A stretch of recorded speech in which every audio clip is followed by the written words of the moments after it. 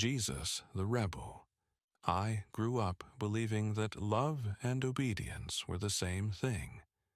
That authority always knows best. That if someone hurts you from above you, it must be for a reason you're too small to understand.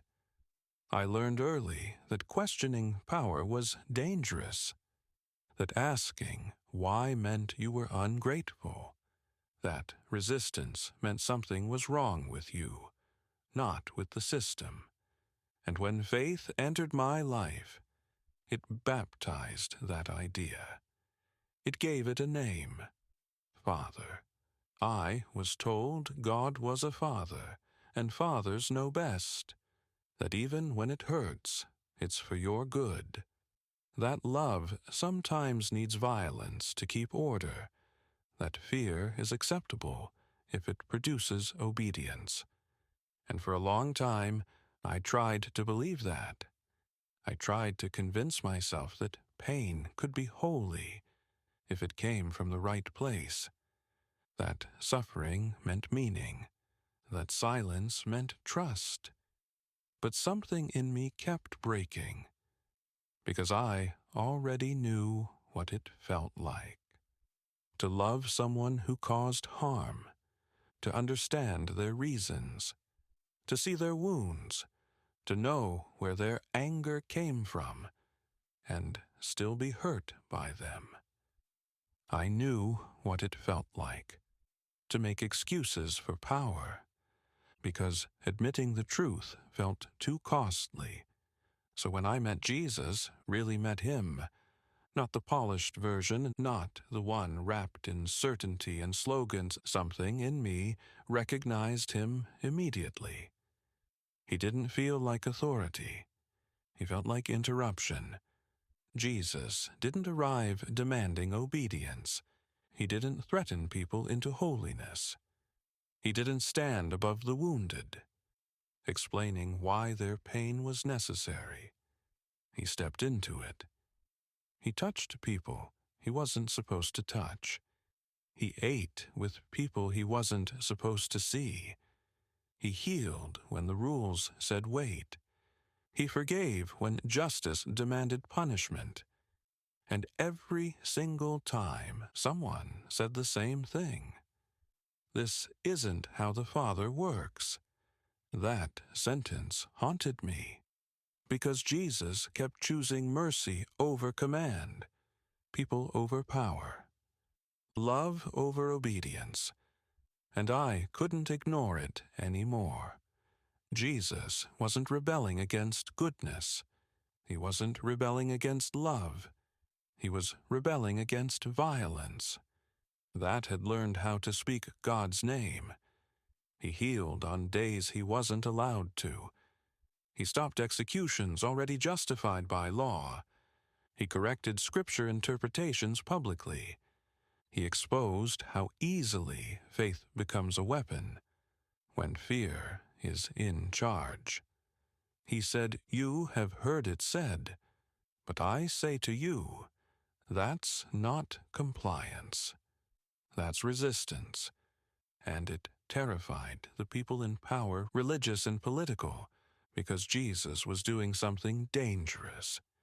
He was revealing that obedience is not the same thing as love. There's a line from one of my poems that keeps returning to me.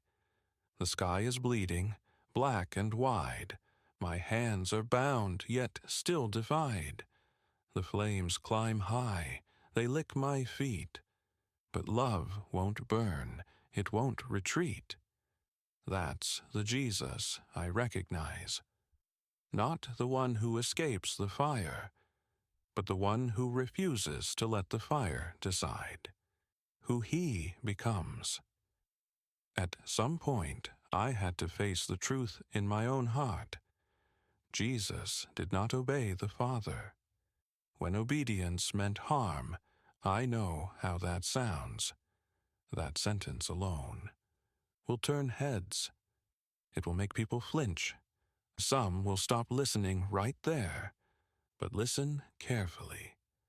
That does not mean Jesus hated the Father.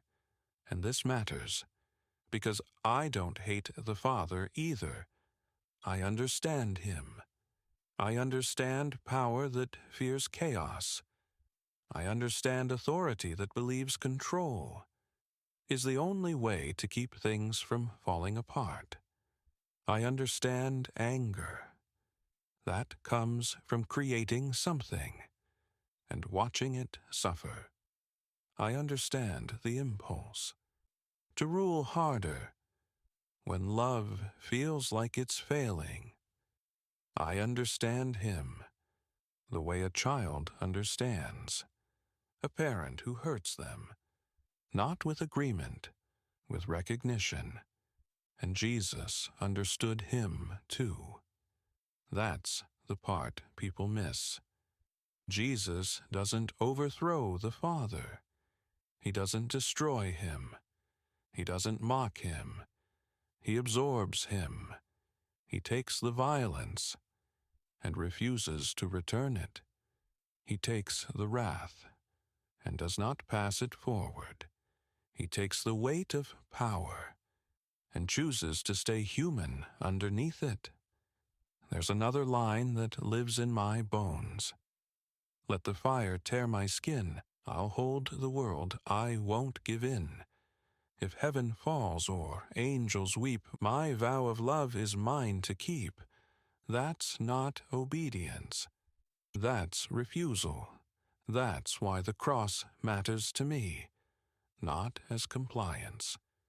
As a line drawn, Jesus could have saved himself. He could have called down power. He could have justified violence in God's name. He could have proven authority by force. But he didn't. He stayed. Not because he was commanded, because love doesn't run even when it's disobedient. The cross wasn't a transaction. It wasn't a deal. It wasn't payment demanded by rage. It was a refusal to become what hurts us. It was a decision made with blood and breath. It stops here. I will not answer violence with violence. I will not let authority erase mercy. I will not let fear decide what love looks like. Jesus stayed human, when divinity would have been easier. And that choice cost him everything. It costs me things too. People will say this belief is dangerous, that it's heretical, that I'm projecting my wounds onto God. They'll say I'm weak. They'll say I'm stupid.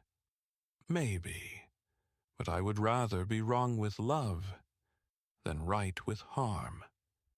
I would rather stand with mercy than kneel to power. That needs blood to feel holy. There's one more line I carry with me. Forgive them still, though I disobey. Their hearts are lost. They've lost the way. That's not defiance born of hatred. That's rebellion born of love. I don't have this figured out. I don't have clean answers. I don't have certainty. I just know. Which voice felt like mercy? And if that makes Jesus a rebel, then maybe rebellion is what love looks like when power forgets how to breathe.